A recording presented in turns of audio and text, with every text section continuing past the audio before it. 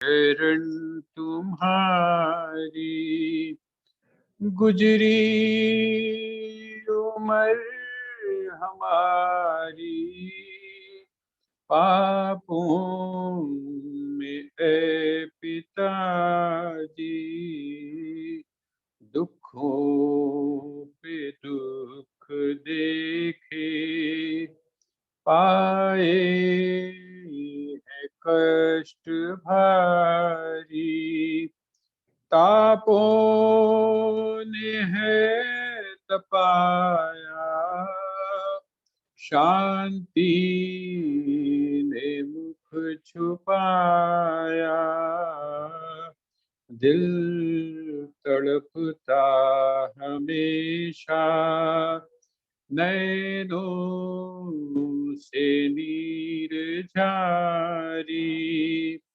विषयों की आदतों ने तन मन बिगाड़ डाला, नहीं चैन एक घड़ी भी, हरदम है बेकरारी,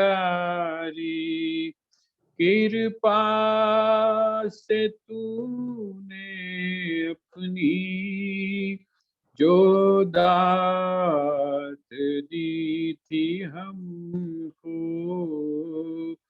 गफलत में आके हमने बर्बाद कर दी सारी, किश्ती हमारे दिल की हंस मोह के भंवर में खाती पड़ी है धक्के, फिरती है मारी मारी, मन आन जीवा वश में नहीं हमारे, आकर के तंग इनसे करते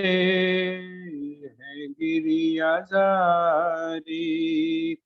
तुम बिन नहीं है भगवन कोई दर्द खाह अपना, खुद गर्ज नजर आए बाकी ये दुनिया सारी, हम तुम असल में को कहते हैं वेद ये जो, पर्दा उठा दिखा दो अपनी शक्ल प्यारी, हो बे उम्मीद सबसे रख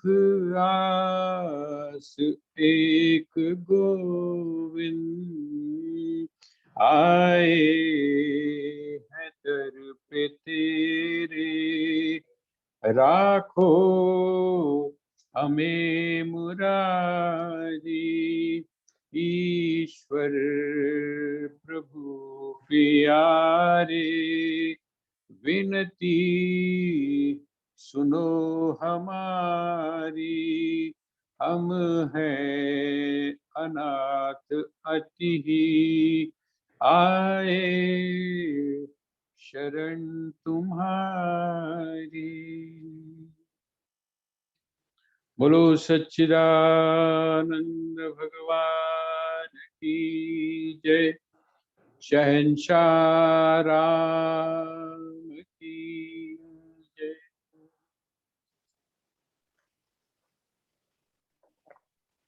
हरिओम काका जी। हाँ हरिओम दीदी, भजन। हाँ जैसा मुझे आता है। हाँ हाँ कोई बात नहीं, कोई बात सदा अपनी रचना को रस में बनाकर हरि हर हरि हर हरि हर जपा कर, सदा अपनी रचना को रस में बनाकर हरि हर हरि हर हरि हर जपा कर,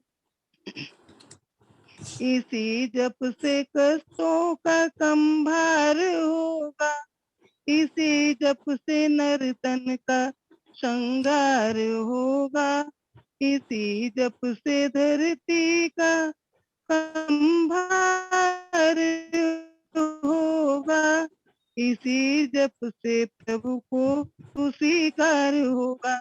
ये श्वासों की दिन रात माला बनाकर हरि हर हरि हर हरि हर जपा कर, हरि हर हरि हर हरि हर जपा कर, इसी जप से आत्मा बलवान होगा, इसी जप से कर्तव्य में ध्यान होगा, इसी जप से संतों का सम्मान होगा, इसी जप से संतुष्ट भगवान होगा। मिलाकर हरि हर हरि हर हरि हर जपा कर, हरि हर हरि हर हरि हर जपा कर, जो श्रद्धा से इस जप को है नित्य गाता,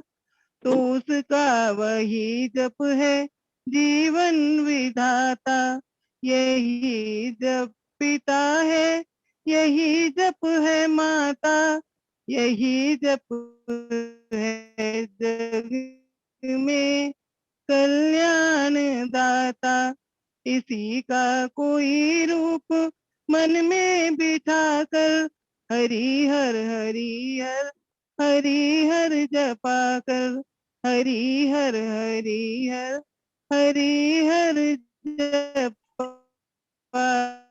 कर, ये जप जो मन को लग जा रहा हो, मजा श्री हरि नाम का आ रहा हो, हरि ही हरि हर तरफ छा रहा हो, तो कुछ प्रेम के बिंदु द्रग से बहाकर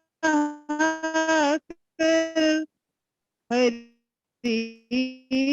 हर हरि हर हरि हर जपा, सदा अपनी रचना को रस में बनाकर हरि हर हरि हर हरि हर जपा कर, हरि हर हरि हर हरि हर जपा कर। ओम राम जी महाराज की की जय। आवाज आ रही थी मेरी ठीक से?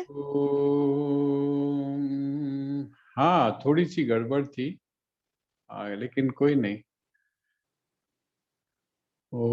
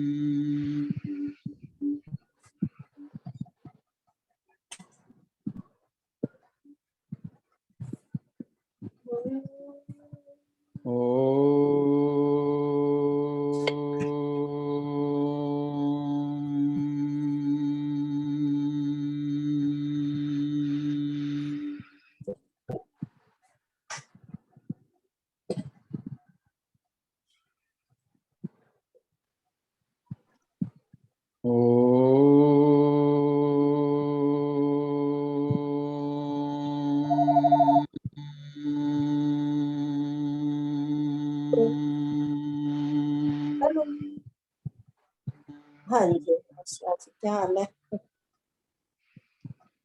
सब ठीक है? ओ मैंने कहा स्वाति का हाल पूछ लो, स्वाति ठीक है अब?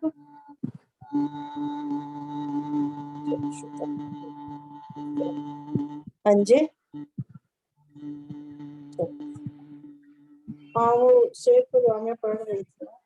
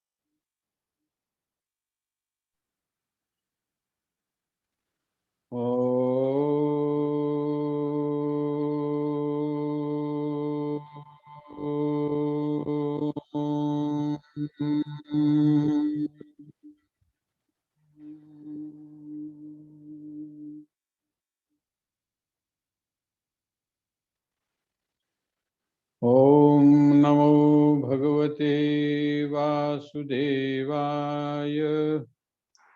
ओम नमो भगवते वासुदेवाय। ओम नमो भगवते वासुदेवाय।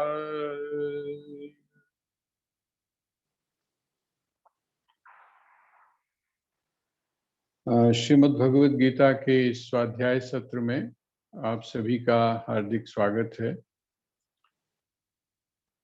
और हम मंगलमय कामना करते हैं कि आप सभी शारीरिक और मानसिक रूप से स्वस्थ रहें।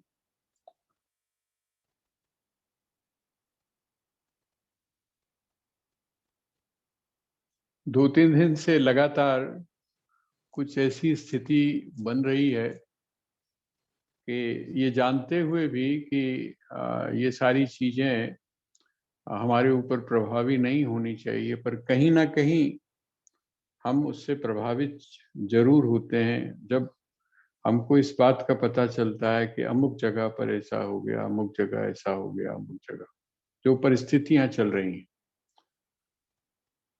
अभी कल पता चला कि एक ही परिवार के हमारे विजय माता जी हैं रानीबाग में, उनका एक ही जो फैमिली है, उनके चाचा जी की जो फैमिली में चाचा जी, चाची जी और उनका बेटा, इन तीनों की इकट्ठा जो है कोरोना जो है उनको छीन कर ले गया। अब उनके घर में उनकी पुत्र वधू और 2 बच्चे। इसी तरह से आप सभी जानते हैं कि स्वामी अमर मुनि जी ही नहीं बल्कि स्वामी गोविंद प्रकाश जी के टाइम से बहादुरगढ़ में जो सम्मेलन होता है, तो उस सम्मेलन में जो वहाँ की सभा है, परोपकारी सभा और सनातन धर्म सभा, वहाँ के जो प्रधान थे श्री बत्रा जी, उनकी भी कल रात को मेरे को 9:30 बजे करीब सूचना मिली कि उन्होंने भी अपने शरीर को छोड़ दिया है। आज सुबह जैसे ही मैंने व्हाट्सएप को खोला तो गीता दीदी का शिवपुरी में, आप सभी जानते हैं दीवान परिवार का मिशन के साथ में कैसा संबंध रहा है, तो गीता दीदी जो हैं उनकी माताजी का पता चला कि उनकी माताजी का स्वर्गवास हो गया।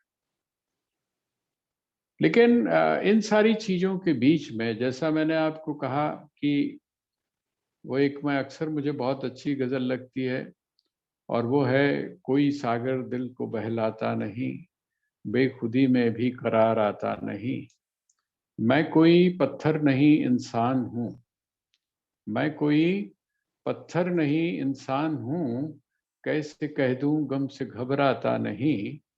कल तलक सब कारवां के साथ था, आज कोई राह दिखलाता नहीं। जिंदगी के आईने को तोड़ दो, क्योंकि अब इसमें नजर आता नहीं। ये हम इस चीज को रियलाइज कर रहे हैं बहुत पास से। अभी तक तो हमने सिद्धांतों के रूप में सुना था, गाहे बगाहे कभी ऐसी कोई घटना हो जाती थी, लेकिन लगातार जिस समय आप ऐसी घटनाओं के बारे में सुनते हैं तो आपके ऊपर जाने अनजाने में कहीं ना कहीं ये चीज प्रभावी होती है। बस इतना ही अंतर है कि वो प्रभाव, क्योंकि श्रीमद् भगवत गीता जैसा जो ग्रंथ है, योग वशिष्ठ है, उपनिषदों का जो चिंतन है, वो हमको बिल्कुल वैसे ही निकाल कर बाहर ले आता है जैसे कि हम चर्चा कर चुके हैं पद्म पत्र में वामभसा के। जो कमल का जो पत्र होता है वो यद्यपि पंख से अर्थात कीचड़ से पैदा होता है, लेकिन पैदा होने के बावजूद भी अस्पृश्य रहता है। मतलब वो जो कीचड़ है वो उसका कहीं स्पर्श नहीं करता है। और जो सात्विक जो है, जिसको सात्विकता हम बोलते हैं, अर्थात जो शुद्ध जल है, वो शुद्ध जल भी उसको स्पर्श नहीं करता है। ना कीचड़ उसको स्पर्श करता है, उसके पत्तों को या उसकी जो पंखुड़ियां हैं उनको, और ना ही वह जो जल है वही स्पर्श करता है। कुछ समय के लिए आपको जरूर लगता है, लेकिन श्रीमद् भगवद गीता जैसे जो पवित्र ग्रंथ हैं जिनमें सिद्धांतों की आपके सामने चर्चा की गई है, जिसमें जो प्रैक्टिकल एस्पेक्ट है उसके बारे में चर्चा की गई है, वो जिस समय हम सुनते हैं तो कहीं ना कहीं हमारी जो थॉट्स हैं, हमारे जो विचार हैं, हमारा जो चिंतन है, उस प्रक्रिया में सकारात्मकता अर्थात जिसको पॉजिटिविटी हम बोलते हैं वो आती है। तो उस दृष्टि से हम यही सब कामना करते हैं कि जो भी गतात्माएं हैं उन गतात्माओं को परमात्मा अपने चरणों में शांति दे, और अपने चरणों में शांति स्थान देने के साथ ही उनकी जो गति है वो उस तरफ हो जिसको हम ऊर्ध्व गति बोलते हैं। उनकी चेतना का जो स्तर है वो ऊंचा उठे। और ऐसा देखा है, देखिए ये जो क्षण है, ये जो चारों तरफ मैं देख रहा हूँ और सुन रहे हैं, उसमें जीवन के जो अंतिम क्षण है वो एक तरह से हमारे जीवन की कसौटी है। हमारा जो जीवन है उसकी एक कसौटी है कि हमने अपने जीवन में उपलब्ध क्या किया, और ये बताता है कि आप कहाँ पर हैं। ये मैं जिनकी बात अभी आपके सामने कर रहा था, क्योंकि देखिए जो हमको एग्जाम्पल्स मिलते हैं, जो हमको केस हिस्ट्रीज मिलती हैं, वो कहाँ से मिलती हैं? जो थ्योरी की पुष्टि करती हैं वो कहाँ से मिलती हैं? तो वो हमको हमारे आसपास, जिसको हम समाज बोलते हैं, उस समाज से ही मिलती है। तो सुबह गीता दीदी के साथ जब बात हो रही थी तो उन्होंने जब मुझे बताया तो मैं हैरान हो गया। हम लोग थोड़ा सा दुख आता है, थोड़ी सी तकलीफ आती है, हम लोग घबरा जाते हैं, चाहे वो अपने ऊपर हो चाहे अपनों के ऊपर हो। लेकिन वो जैसे बता रही थी कि वो बता रही थी कि जब मैं सिर्फ 13 या 14 वर्ष की थी, उसी समय मेरी जो माता जी हैं उनका ऑपरेशन हुआ, और ऑपरेशन होने के बाद में कोई ऐसी बीमारी होती है जो आंतों को इफेक्ट करती है। आंखें इफेक्ट हो गई 45 इयर्स पहले, उनकी आंतों में जो है इफेक्ट हुआ, और उसके बाद वो आंत जो है उनको निकालनी पड़ी। उसके बाद एक बैग हमेशा उनके साथ में लगा रहता था। वो कहते हैं 45 इयर्स का उन्होंने जो जीवन था वो बिल्कुल ऐसे लोगों को पता ही नहीं चलता था कि इनका शरीर जो है वो अस्वस्थ है या ये बीमार है। कोई रोना धोना नहीं, बिल्कुल सहज रूप से जीवन की स्वीकृति। और उसका कारण यही है कि उन्होंने अपने जीवन को आध्यात्मिक तरफ मोड़ दिया, अध्यात्म की तरफ मोड़ दिया। एक एक नाटक है, उसका नाम है एक और द्रोणाचार्य। उस एक और द्रोणाचार्य का एक डायलॉग बड़ा प्रसिद्ध है, शंकर शेष का लिखा हुआ। वो ये है, जिस व्यवस्था को तोड़ा नहीं जा सकता उसमें विश्वास करके ही जिया जा सकता है। इसका मतलब क्या है? जिस पर आपकी कुछ चल नहीं सकती, जिस पर आपका कोई वश नहीं चल सकता है, ऐसी जो स्थिति है या ऐसी जो परिस्थिति है, उसको सहज रूप से स्वीकार कर लेना और उस स्वीकृति के अंदर भी परमात्मा के प्रति कृतज्ञता का ज्ञापन करना, ये समझ लीजिए, ये बताता है कि इस व्यक्ति ने आध्यात्मिक रूप से कितनी उन्नति की है, कितना विकसित किया है अपने आप को, कहाँ पर ये स्थित है, कहाँ पर ये टिका हुआ है। तो हम सभी के प्रति नमन करते हैं, सभी के प्रति अपनी भावांजलि अर्पित करते हैं और आगे अब हम बढ़ते हैं। श्लोक नंबर 8 का हमने विचार किया था, अध्याय 6 श्लोक नंबर 8। तो ये कंटिन्यूटी है। कल आपको बड़े विस्तार से बताने का प्रयास किया था कि भगवान जो है, वो भगवान जो योगी है उसकी एक परिभाषा क्या देते हैं, कहते हैं युक्त इत्युच्यते योगी। जो युक्त है, युक्त का अर्थ अगर योग की दृष्टि से देखें तो जैसा मैंने आपके सामने कल निवेदन किया था, युक्ताहार विहारस्य, अर्थात जो एक्सट्रीम में नहीं है। बुद्ध के अनुसार यदि हम सोचें, भगवान बुद्ध के अनुसार, तो जो मध्यम मार्ग पर चल रहा है, जो बीच के रास्ते पर चल रहा है, जो दो अतियों में से किसी अति को पकड़ता नहीं है, बल्कि जो उनके बीच में से रास्ता निकालने की कोशिश करता है, ऐसा जो व्यक्ति है वो युक्त है, अर्थात योगी। ऐसा ही व्यक्ति मुनि भी है, ऐसा ही व्यक्ति भिक्षु भी है, ऐसा व्यक्ति ही एकाकी भी है। उसको आप कोई भी नाम दे दें, लेकिन उसका लक्षण ये है। लक्षण का मतलब उसकी अभिव्यक्ति, वो जिस समय व्यवहार करता है तो उसमें ये चीज झलकती है। जैसे आप कहते हैं मिठास, तो मिठास का मतलब, अब आपको पता चल गया, आपने एक बार चख लिया गन्ने को, तो जिस समय आप गन्ने को देखते हैं तो आपको गन्ना गन्ने के रूप में नहीं दिखाई देता, बल्कि गन्ना आपको रस के रूप में, और वो रस के रूप में भी नहीं, बल्कि आपको मिठास के रूप में दिखाई देता है। इसी प्रकार, बिल्कुल इसी प्रकार से, जिसको आप बुद्धत्व कहते हैं, जिसको आप एकांत एकत्व बोलते हैं, वो सब का सब क्या है, उसके लक्षणों की चर्चा यहाँ पर की गई है और उसी को उन्होंने कहा है युक्त। तो समलोष्टाश्म कांचन, कल मैंने आपको बताया था कि वह इस बात को भली प्रकार से जानता है कि मिट्टी में, पत्थर में और वह जो स्वर्ण है, इसमें किसी भी तरह का कोई अंतर नहीं है।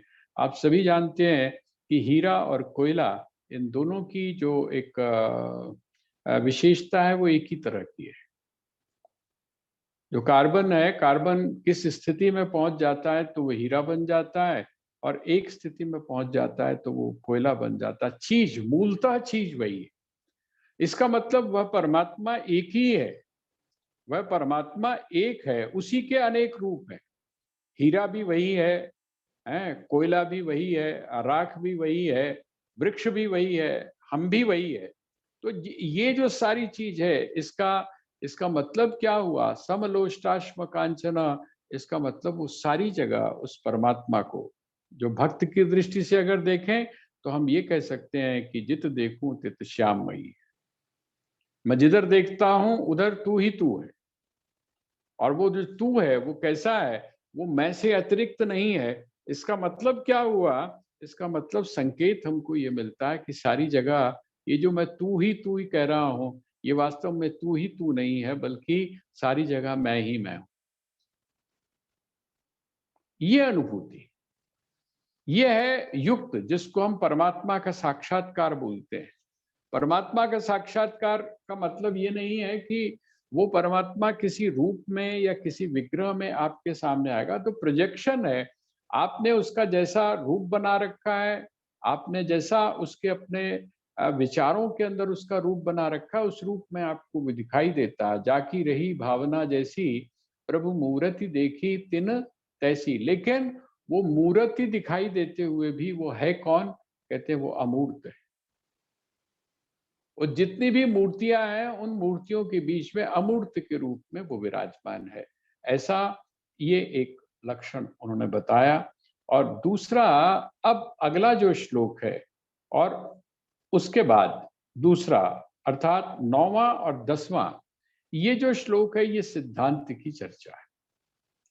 कैसा होता है जो तत्वज्ञानी है या जो उस परमात्मा के स्वरूप को जानता है, उसका जीवन किस प्रकार का होता है, या सैद्धांतिक गुणों के रूप में वो जो गुण हैं उनका विकास अपने आप में कौन कौन से गुणों का विकास, शायद कोई गुण भगवान संभवतया इसलिए बता रहे हैं कि शायद कोई गुण आपको अपनी तरफ आकर्षित कर ले कि मैंने ऐसा बनना है, ये मेरे लिए सरल है। और भगवान इस बात को भली प्रकार से जानते हैं कि जितने भी गुण हैं ये सब आपस में मिले हुए हैं। जैसे आप किसी भी चौकोर चादर का अगर एक कोना पकड़ के खींचते हैं तो 3 कोने अपने आप खींचे चले आते हैं। इसी तरह से यदि आप एक भी सद्गुण को पकड़ते हैं, एक भी सदाचार को पकड़ते हैं, तो उसमें पूरा का पूरा संपूर्ण जो है वो आपकी तरफ खींचा चला आता है। तो ये जो चीज है, अब आइए हम 2 अगले जो श्लोक हैं उन दोनों श्लोकों को पढ़ते हैं, क्योंकि 11वें जो श्लोक है उस 11वें श्लोक से भगवान आत्म संयम किस प्रकार से करना चाहिए, उसकी साधना किस प्रकार से व्यक्ति करे, कैसे बैठे, कैसे अपना ध्यान लगाए, कौन कौन सी चीजें उसको एक सामग्री के रूप में, जैसे बोलते हैं ना एक प्रेपरेशन, उसको प्रिपेयर कैसे करना, कौन कौन सी सामग्री उसको चाहिए। जैसे आप जिस समय किचन में जाते हैं तो आप क्या करते हैं, सामग्रियां सारी इकट्ठी कर लेते हैं, और सामग्री इकट्ठी करने के बाद, तैयार करने के बाद में आप तब जो भी आपने बनाना होता है उसको आप बनाते हैं। तो कहते हैं कि ये जो गुण है, इन गुणों को प्राप्त करने के लिए जो तैयारी है और उसका जो प्रैक्टिकल है, स्टेप बाय स्टेप वो कैसे करे, इस प्रक्रिया को भगवान आगे बताएंगे। इस दृष्टि से यह जो 6ठा अध्याय है, लक्षण की दृष्टि से तो बार बार इन्हीं सब लक्षणों को भगवान बताएंगे। चाहे वो ज्ञान योग होगा तब भी वो यही कहेंगे कि आत्म संयम, तब भी वो यही कहेंगे कि आपका इंद्रियों के ऊपर विजय प्राप्त करना जरूरी है, तब भी वो यही कहेंगे कि आपके जीवन में भोगों के प्रति किसी भी प्रकार की आसक्ति ना हो। ये सारी बातें कही जाएंगी, चाहे वो ज्ञान का क्षेत्र हो, चाहे वो कर्म का क्षेत्र हो, और चाहे वो भक्ति का क्षेत्र हो। बेसिक चीजें तो आपको यही हैं। आप स्पोर्ट्स की किसी भी लाइन में जाना चाहते हैं, लेकिन आपको क्या चाहिए, आपको स्टैमिना भी चाहिए, आपको स्टैमिना भी चाहिए, आपको शरीर और मन इन दोनों के बीच में बैलेंस भी चाहिए, और आपको वो ग्रिप भी चाहिए कि आप किस तरह से, किस टेक्निक को आप अपनाएं। तो टेक्निक भी आपको चाहिए। ये बेसिक चीजें हैं, कहते हैं इसी तरह से जो बेसिक चीजें हैं उनका प्रतिपादन भगवान आगे जाके करेंगे। अब वो कहते हैं सुहृन् मित्रार्युदासीन मध्यस्थ द्वेष्य बंधुषु साधुष्वपि च पापेषु समबुद्धिर्विशिष्यते।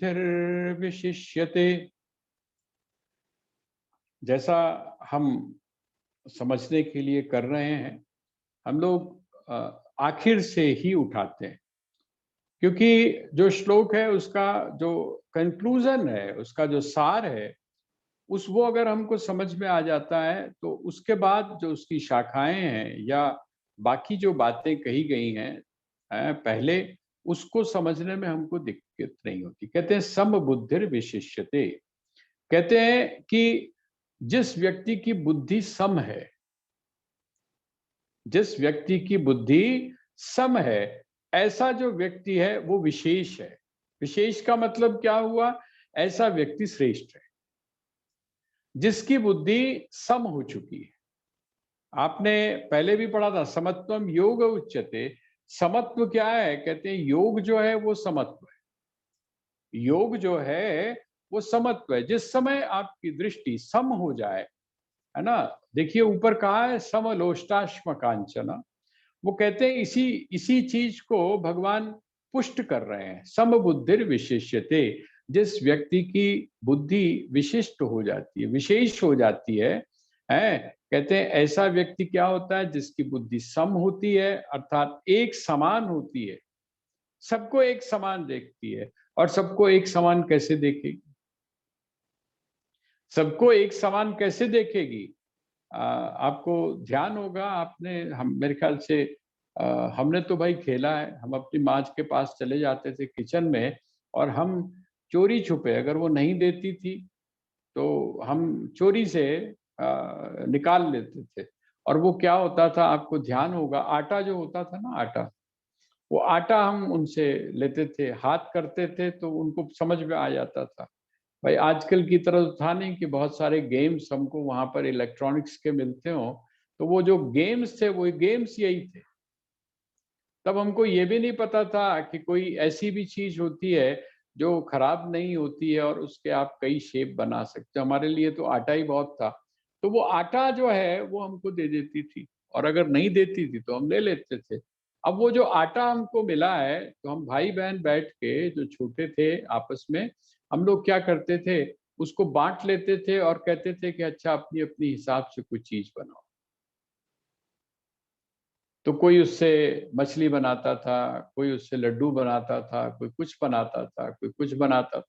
अब प्रत्येक ने अलग अलग चीज बनाई है, क्या वो सब अलग अलग चीज। लेकिन अगर हम कहें सम बुद्धिर विशिष्यते, श्रेष्ठ कौन है? जो उनमें समत्व दृष्टि रखता है, उनको एक जैसा समझता है। भाई नाम और रूप के दृष्टि से अगर देखें तो एक नहीं हो सकते। सबसे इजी होता था उसको करना और सांप बना देना, सबसे इजी काम था, है ना। और जो लेडी मतलब जो बहनें थी वो क्या करती थी, उसकी उन्होंने ऐसे बनाना, और बनाने के बाद में उसकी उन्होंने रोटी बना देनी, या घर में माँ को बनाते हुए देखती थी तो वो उसकी परौंठी 3 कोने वाली परौंठी बना देनी, 4 कोने वाली परौंठी बना देनी, ये उसकी बना। बाहर से अगर हम देख रहे हैं तो सम नहीं है, अलग अलग है, अलग अलग नाम है और उसके, और अलग अलग उसके शेप बने हुए हैं। लेकिन सम सम दृष्टि कब होती है?